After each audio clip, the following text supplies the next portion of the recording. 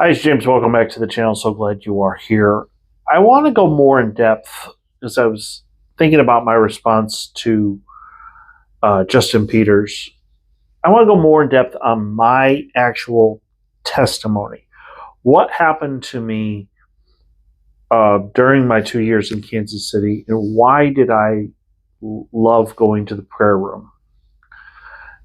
I'm not justifying anything that Mike Bickle did or was accused of doing.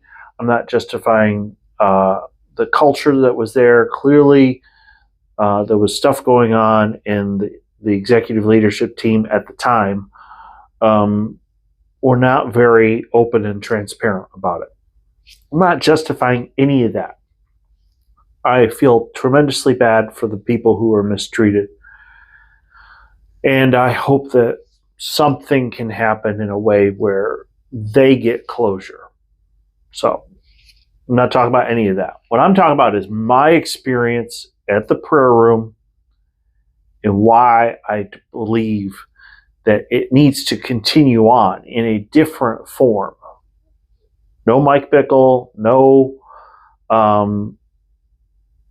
Stuart Graves, none of the ELT that was there. New people, different format. Heck, I would just call it the Kansas City Prayer Room. Change the logo and just start over.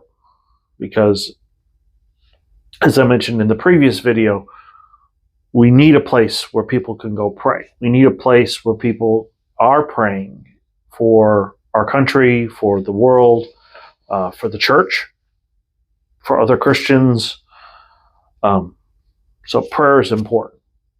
My experience, I was working at a hospital. I'm not going to say which one, but pretty big hospital there in Kansas City from January 2020 to January of 2022. Actually, I was there until February, just the beginning of February of 2022. And no, it was January. It was January. I had like a month off before I came to Central Texas. So, as you know, the pandemic started. And for me, it was March of 2020. I was at the T-Mobile Center downtown Kansas City.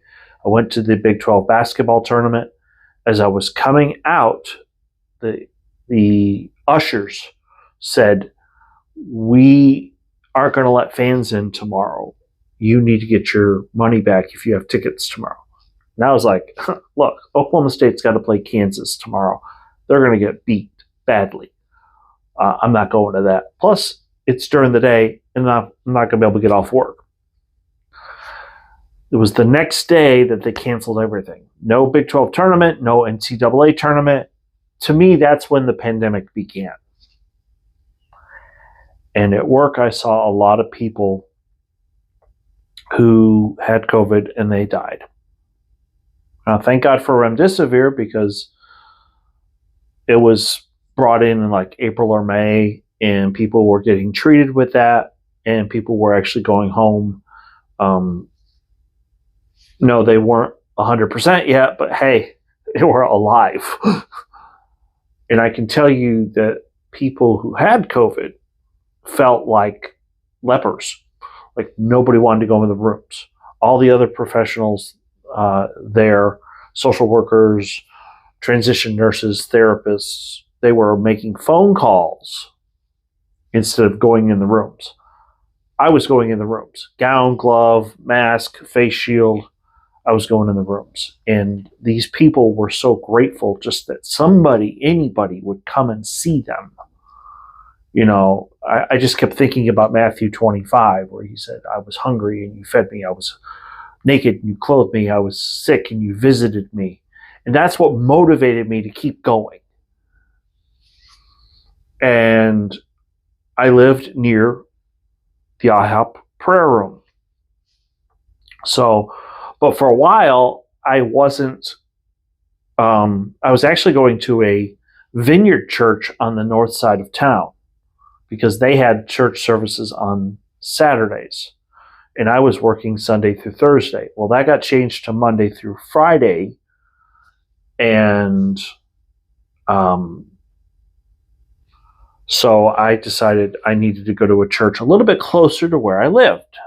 So then I joined Forerunner Church. And I was there for a year and a half. Year and a half, somewhere in there. And I just remember once I became a member of Forerunner Church, then when they had to close the prayer room to the public, I was still allowed to go to the prayer room. So I was using the door in the back. So I saw Mike Bickle over in the corner typing away. It looked like he was writing a book. I mean, he had his laptop with him, and a lot of the leaders had laptops with them. One person had an iPad Pro with that magic keyboard, and I thought that was the coolest thing ever.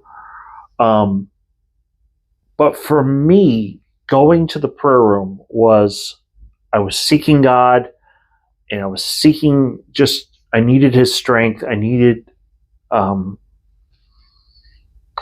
a touch from God, and being there and being able to worship and read my Bible and sometimes study. I would bring my Kindle over there.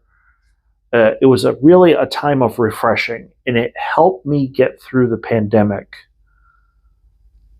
And I don't think I could have made it through the pandemic without being able to go there. It was my oasis. It was my place of being able to connect with God on a deeper level.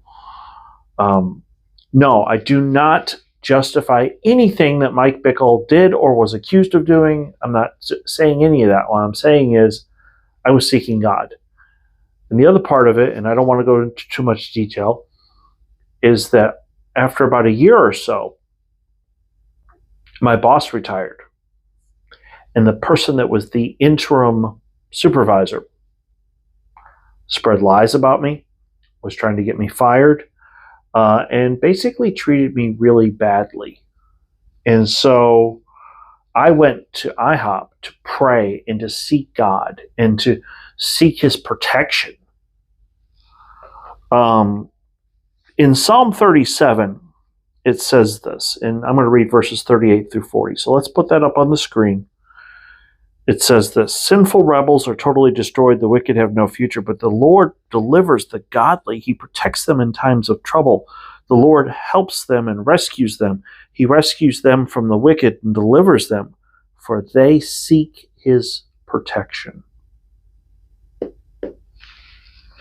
See, I didn't go to IHOP to bow down at the altar of Mike Bickle. I didn't care about Mike Bickle. I didn't care about the executive leadership team. I didn't care about any of that stuff. I didn't care about the politics. I didn't care about any of that. All I cared about was seeking God. And having that prayer room gave me an opportunity where I could seek God, seek His will, pray for wisdom, pray for understanding, pray for God's protection, and God protected me.